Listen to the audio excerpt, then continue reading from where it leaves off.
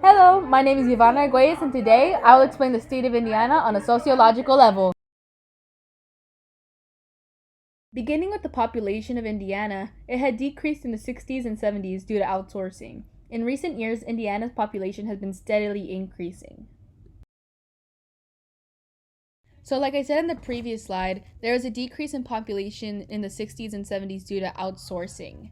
So, as a result, states like Indiana and Ohio, or like other Midwestern states, went through what we call the Rust Belt. So, essentially, all the manufacturing jobs were outsourced and everyone migrated to the Sun Belt. So, southern states where there was more opportunities for jobs.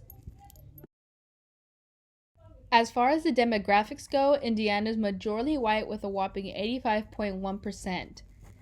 This takes a toll in politics and other sociological factors.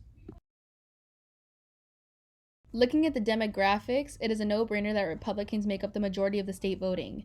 For the most part, it actually was. The only exception is the 2008 election between Obama and McCain.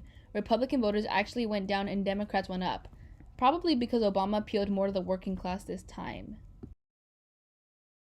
Earlier in the population chart, it showed that there was 0.4% of American Indians living in Indiana. To put it into perspective, in Texas, it's only at 0.1%. It's higher because of the rich Native American heritage. Indiana is generally thought to mean land of Indians.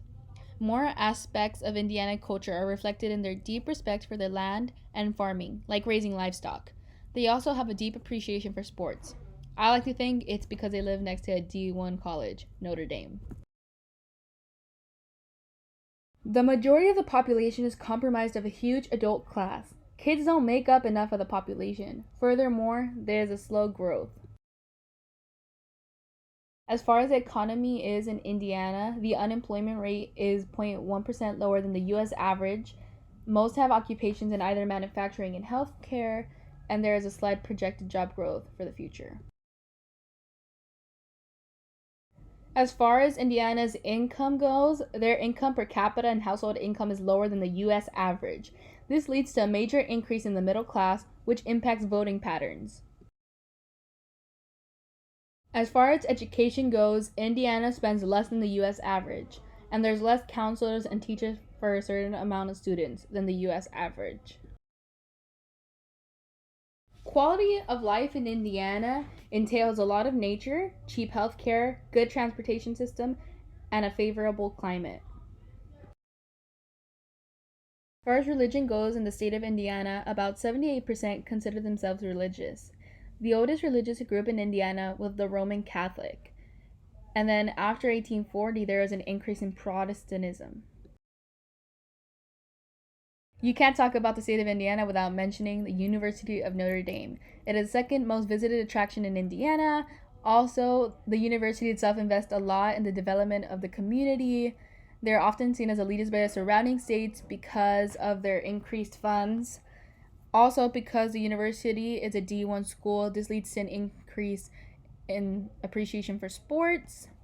So this just strengthens the value of most Hoosiers. They value sports. Also, the university invests a lot of money and provides jobs to the surrounding area, thus decreasing unemployment rate. For many residents of Indiana, there are 5 values they hold: public service, excellence, integrity, respect, efficiency, and independence. You see this demonstrated in politics, their culture, everything. In conclusion, I learned that Indiana is highly conservative and majority white with a huge adult class. Additionally, I learned that they value conservation and athletics. There's also a high concentration in manufacturing jobs, the population is steadily increasing, and there's a lot of culture.